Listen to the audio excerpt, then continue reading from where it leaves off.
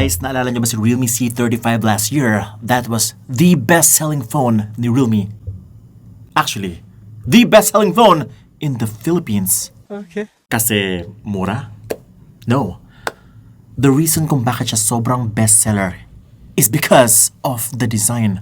Pero abot kaya na pwede ka na maging sosyal sa halagang 8,000 pesos. The reason kung bakit number 1 pa rin si Realme for the past 2 years is because may ginagawa silang kakaiba. Sila lagi na yung una sa trend. Nauna sila sa box type design, nauna sila sa mini capsule design, which is in the realme C55. Sila po ang trendsetter. Nagpapauso po sila. And right here, the realme C55 does the same thing with the mini capsule. Kamukhang kamukha po niya si iPhone 14 Pro Max. May dynamic island na po siya. Nakaka-excite po kasi ang haba po ng dynamic island niya.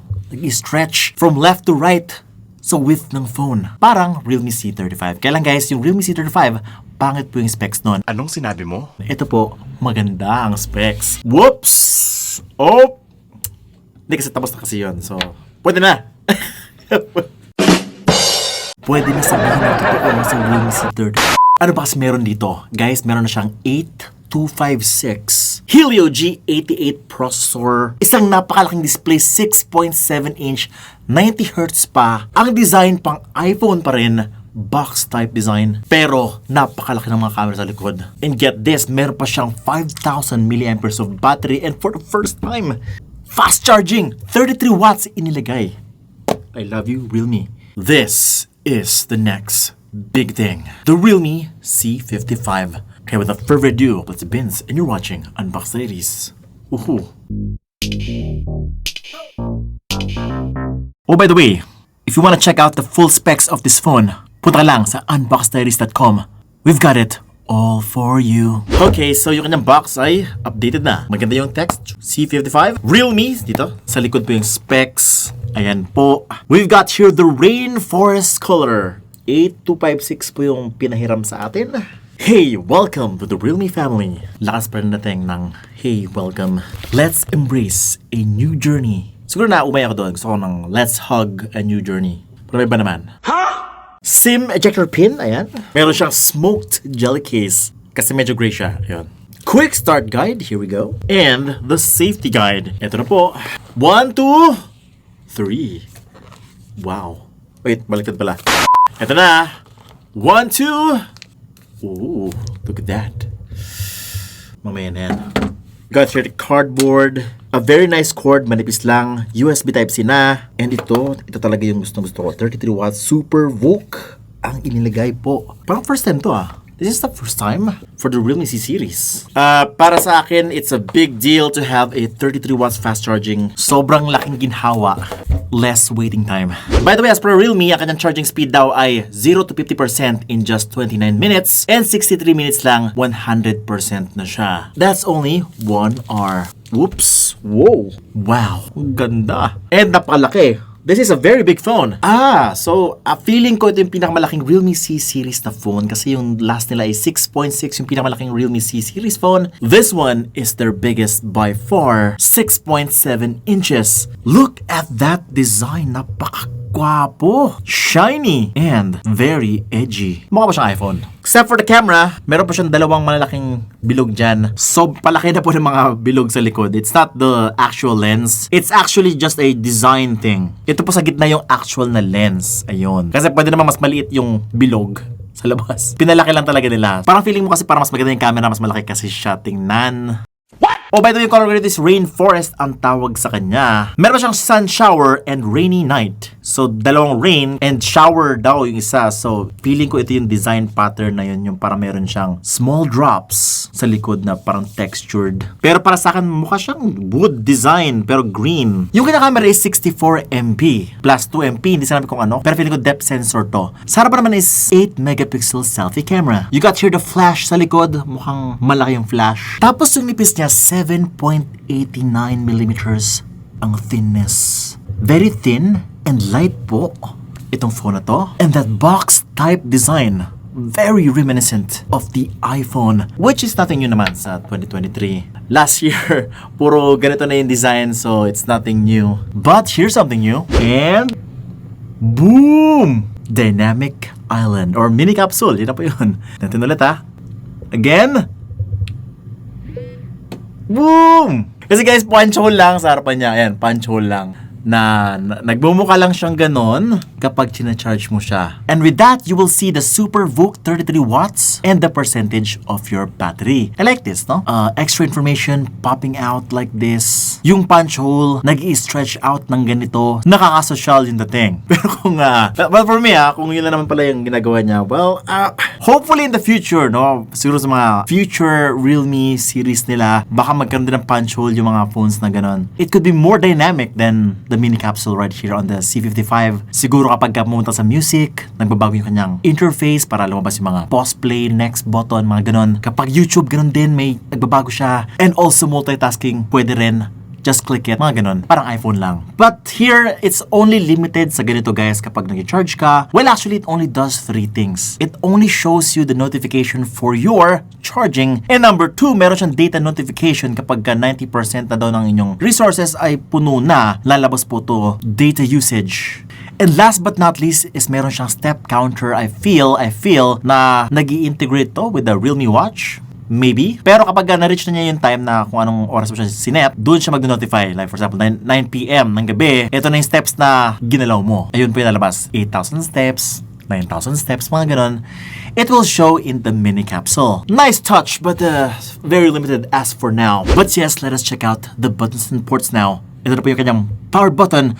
So right side, volume rocker sa taas. And sa taas naman wala. Sa ilalim, headphone jack, microphone, USB Type-C port, and yung kanyang speaker. So single speaker lang siya. Sa left side naman nilagay yung kanyang SIM tray, which is a dual nano SIM card slot plus a micro SD card slot. Wait for it! Umaabot ng up to 1 terabyte.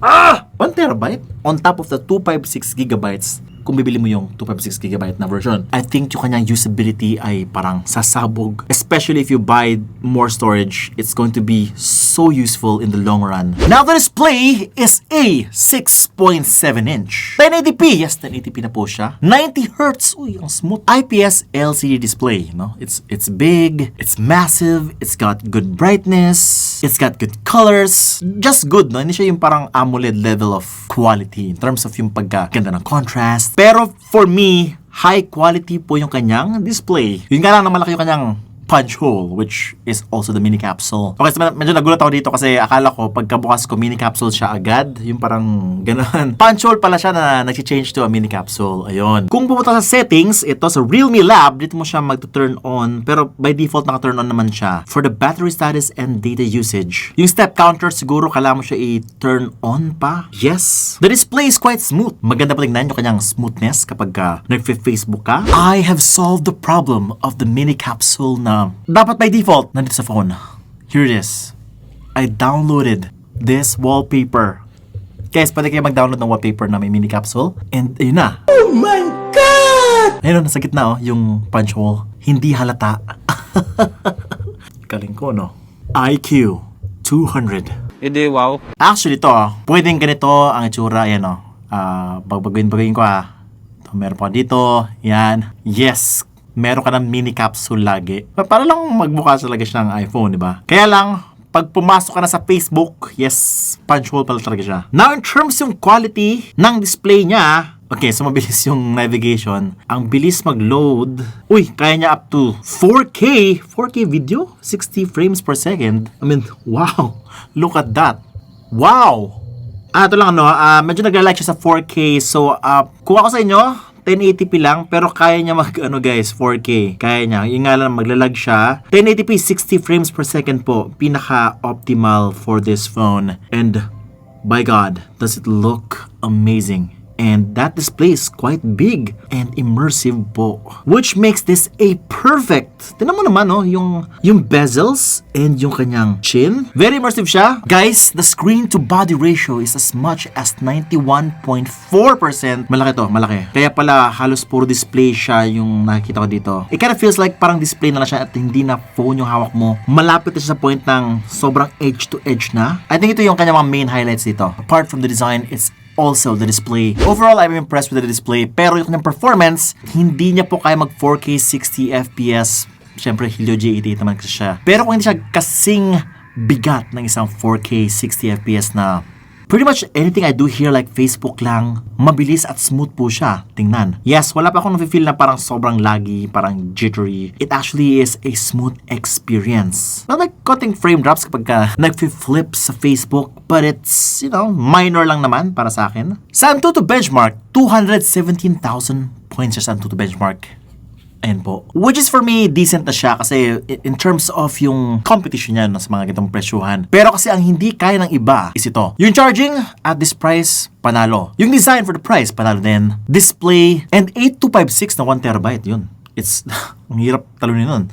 Yung nga nasa processor, if you're looking for something na sobrang okay for gaming, well, hindi siya yung parang the best option. Pero ito na, papakita sa inyo yung Mobile Legends. So para sa performance, ito yung kanyang setting sa Mobile Legends. High graphics and high refresh rate lang. But in terms of yung kanyang optimization sa game, very optimized naman siya. Hindi po siya naglalag, wala pong frame drops. It's going to be a pleasant experience if you're going to play Mobile Legends on this phone. Just don't expect the best, fastest, high refresh rate gameplay ever. Pero ang advantage mo dito is napakalaki ng display mo, 6.7 inch. Talong-talo niya yung mga dating realme C series. Ang sarap nga maglaro dito. When you're playing a game na ganito yung orientation, napakasarap po maglaro. Ang dami kong pwede makita and konting-konti lang yung tinatakpan ng aking daliri dito sa screen. So meaning, mas maganda ang inyong immersion when playing games. Sa Call of Duty, ito po yung kanyang settings. Medium graphics and high frame rates lang. So yeah, it's not a high frame rate game. Tulad na sinabi ko, pretty much ito lang yung parang peak ng Helio G88 processor. But still, that huge display, sobrang lang dulong, no? Marami kang pwede makita. It just looks so nice, lalo na kapag multiple button presses yung mapping mo sa screen. Like for example, ito, 4 yung fingers.